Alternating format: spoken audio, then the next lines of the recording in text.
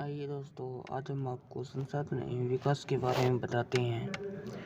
संसाधन वो चीज़ें होते हैं जो हमारे पर्यावरण में उपलब्ध प्रत्येक वस्तु को हमारी ज़रूरतों को पूरा करने के लिए प्रयोग की जाती हैं। यह वह संसाधन है जैसे कोयला और पेट्रोल।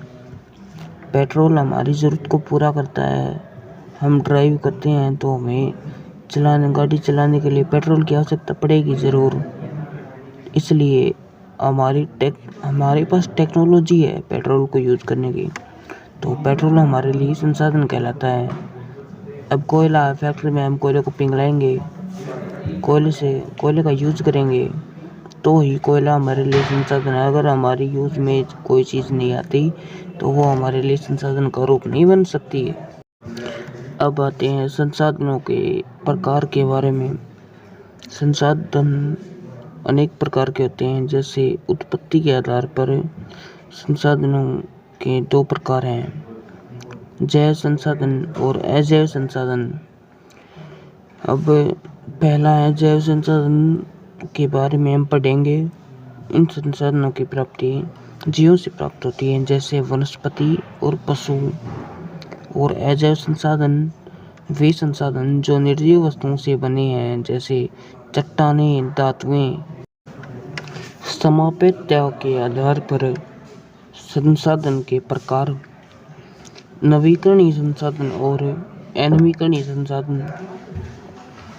नवीकरणीय संसाधन वह संसाधन होते हैं जिन्हें भौतिक या रासायनिक प्रक्रियाओं व यंत्रों द्वारा दोबारा बनाया जा सकता है, जैसे सौर ऊर्जा और पवन ऊर्जा। ये सौर ऊर्जा तथा पवन ऊर्जा नवीकरणीय संसाधन है, इन्हें बार बार रिपीट किया जा सकता है। अनवीकरणीय संसाधन, इन संसाधनों को बनने में बहुत लंबा समय लग जाता है। खनिज और जीवाश्म इनके उदाहरण हैं। ये संसाधन एक बार प्रयोग होने के बाद ही खत्म हो जाते हैं, जैसे उदाहरण के लिए कोयला और पेट्रोल। हाँ तो प्रिय दोस्तों, देखिए ये है सौर ऊर्जा। सौर ऊर्जा को हम बार बार रिपीट कर सकते हैं। ये देखिए, जब तक सूर्य का प्रकाश है तब तक सौर ऊर्जा से बिजली बनाई जा सकती है, और जब तक हमारी सृष्टि में हवा है तब तक पवन ऊर्जा से बिजली तैयार की जा सकती है। अब स्वामित्व के आधार पर संसाधनों के प्रकार, व्यक्तिगत संसाधन और सामुदायिक स्वामित्व। व्यक्तिगत संसाधन ये निजी व्यक्तियों के स्वामित्व में होते हैं। बहुत से किसानों के पास सरकार द्वारा दी गई भूमि होती है, बदले में वे लगान चुकाते हैं। शहरों में ये लोग भूमि, घर तथा अन्य जायदाद के मालिक होते हैं। सामुदायिक स्वामित्व, ये संसाधन समुदाय के सभी लोगों को उपलब्ध होते हैं, जैसे उदाहरण के लिए स्मशान भूमि और तालाब। राष्ट्रीय संसाधन, ऐसे संसाधन जिन पर देश की सरकार का स्वामित्व होता है। देश की सरकार को अधिकार है कि वह व्यक्तिगत संसाधनों पर अधिग्रहण कर सकती है।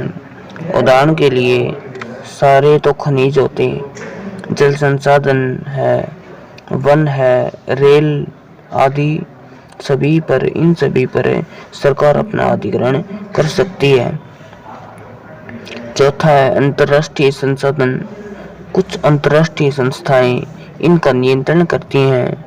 तट रेखा से 200 समुद्री मील की दूरी से परे महासागरीय संसाधनों पर किसी देश का अधिकार नहीं होता है। विकास के स्तर के आधार पर संसाधनों के प्रकार। संभावी संसाधन, ये वे संसाधन हैं जो किसी प्रदेश में विद्यमान तो होते हैं पर इनका उपयोग नहीं किया गया।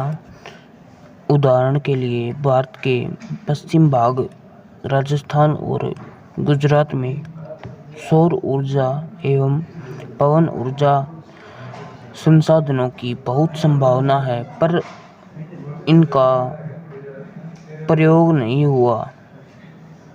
विकसित संसाधन ये वे संसाधन जिनका सर्वेक्षण किया जा चुका है और उनके उपयोग की मात्रा निर्धारित की जा चुकी है, विकसित संसाधन कहलाते हैं। भंडारण पर्यावरण में उपलब्ध वे पदार्थ जो मानव की आवश्यकताओं की पूर्ति कर सकते हैं, लेकिन प्रौद्योगिकी के अभाव में ये पहुंच से बाहर हैं। उदाहरण के लिए जल दो ज्वलनशील गैसों का यौगिक है। यह ऊर्जा का मुख्य स्रोत बन सकता है, पर ऐसा करने के लिए हमारे पास तकनीकी ज्ञान नहीं है। संचित कोष यह भंडार का ही एक हिस्सा है। तकनीक द्वारा इन्हें प्रयोग में लाया जा सकता है, परंतु इनका उपयोग अभी शुरू नहीं हुआ है। इनका उपयोग भविष्य में आवश्यकता पूरी करने के लिए शुरू हो सकता है। संसाधनों का विकास से मानव ने संसाधनों का अंधाधुंध उपयोग किया, जिससे निम्नलिखित समस्याएं पैदा हो गई थी। कुछ व्यक्तियों की लालच से संसाधनों का हास्य हो गया। कुछ लोगों के हाथ में संसाधन आए तो कुछ को नहीं मिले। इससे समाज अमीर और गरीब परिवारों में बंट गया। संसाधनों के शोषण से ओजोन परत में छेद हो गया तथा ग्लोबल वार्मिंग और प्रदूषण की मात्रा बढ़ गई। सतत पोषणीय विकास जो पर्यावरण को बिना नुकसान पहुंचाए होता रहे, आने वाली पीढ़ियों को भी वे संसाधन मिल सकें। रियो सम्मेलन या पृथ्वी सम्मेलन किसे कहा गया? रियो सम्मेलन 1992 में हुआ। ब्राजील में पर्यावरण संरक्षण के लिए आयोजन, जलवायु परिवर्तन, ग्लोबल वार्मिंग जैसे मुद्दे इस सम्मेलन या आयोजन में उठाए गए। AJD एक घोषणा यूएनओ के सम्मेलन में स्वीकार किया गया। 1992 का यह घोषणा मुख्य उद्देश्य सतत विकास, संसाधन नियोजन, संसाधनों की पहचान करके एक लिस्ट बनाना, मानचित्र बनाना, संसाधन विकास योजनाएं लागू करने के लिए टेक्नोलॉजी तैयार करना, संसाधन विकास योजना और राष्ट्रीय विकास योजना में तालमेल पैदा करना। औपनिवेशिक विकास हमें बताता है, इतिहास हमें बताता है, संसाधन संपन्न देश विदेशी आक्रमणकारियों के मुख्य आकर्षण रहे हैं। बेहतर टेक्नोलॉजी के कारण उन्होंने संसाधनों का शोषण किया। संसाधन तभी किसी देश का विकास कर सकते हैं जब उस देश में टेक्नोलॉजी होगी। संसाधनों का संरक्षण, संसाधनों के अंधाधुंध उपयोग से समस्याएं पैदा हो सकती हैं, जैसे पर्यावरण, आर्थिक समस्या। भू संसाधन, हम भूमि पर रहते हैं और आर्थिक रूप से भी इनका उपयोग करते हैं, इसलिए भूमि एक महत्वपूर्ण प्राकृतिक संसाधन है। पेड़ पौधे, वन्य जीवन, मानव जीवन, परिवहन तथा कृषि, यह सब भूमि पर ही होता है। भूमि निम्नीकरण योजना, भूमि एक ऐसा संसाधन है जिसका उपयोग हमारे पूर्वज करते आए हैं और आने वाली पीढ़ियां भी उपयोग में लाएंगे।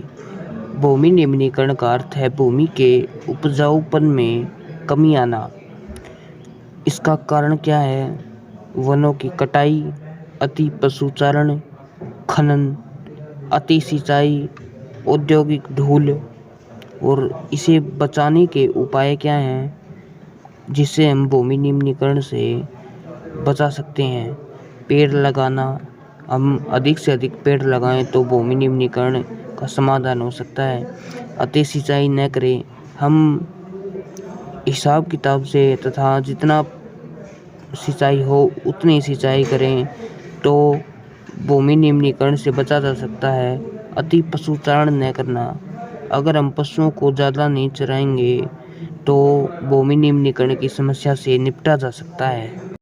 मृदा संसाधन अर्थात मिट्टी, यह एक महत्वपूर्ण संसाधन है। यह निर्माण में लाखों वर्ष लगते हैं। प्रमुख कारक भू-आकृति, जलवायु, शैल, तापमान, पवन, मिट्टी के प्रकार। यह मिट्टी 5 से 6 प्रकार की होती है। जलोढ़ मृदा, काली मृदा, लाल व पीली मृदा, लैटराइट मृदा, मरुस्थलीय रेतीली रेत।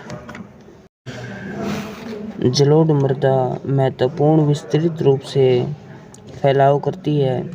पूरा उत्तरी मैदान इसी से बना है। सिंधु, गंगा, ब्रह्मपुत्र द्वारा लाए गए निक्षेपों से बनी हुई है। आयु के आधार पर पहचान, जलोढ़ मृदा बांगर और खादर। बांगर होती है पुरानी मिट्टी और नई होती है ये खादर। जेटे कण उपजाऊ है। काली मृदा का रंग काला होता है। इन्हें रेगर मिट्टी भी कहा जाता है। कपास की खेती के लिए बहुत ही बेस्ट मिट्टी होती है। दक्कन पठार क्षेत्र में ये मिट्टी पाई जाती है और यह मिट्टी लावा से बनी है। फास्फोरस की मात्रा भी कम होती है। गीला करने पर यह चिपचिपी हो जाती है। लाल और पीली मिट्टी, कम वर्षा वाले क्षेत्रों में यह मिट्टी पाई जाती है। इसका लाल रंग आग्नेय चट्टानों में लौह धातु के प्रसार से होता है। इनमें पानी मिलाने से यह मिट्टी पीली हो जाती है। लैटराइट मिट्टी ग्रीक भाषा के शब्द लेटर से लिया गया है, जिसका अर्थ है ईंट। उच्च तापमान और अत्यधिक वर्षा वाले क्षेत्र हुमस की मात्रा कम पाई जाती है। इसमें खाद और उर्वरक डालकर ही खेती की जा सकती है।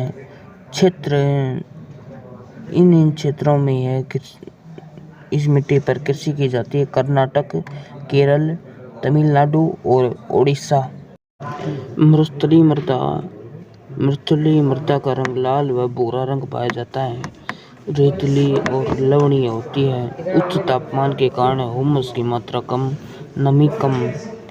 इस मृदा को सिंचाई द्वारा खेती के योग्य बनाया जा सकता है। वन मृदा पहाड़ी क्षेत्रों में पाई जाती है। वन मृदा में हुमस नहीं होती। वन मृदा नदी घाटियों में से सिल्टदार होती है, पर ऊपरी ढालों में मोटे पठाव कण होते हैं। नदी घाटियों के निचले क्षेत्रों में ये उपजाऊ होती हैं। वर्षा वनों में पाई जाती हैं।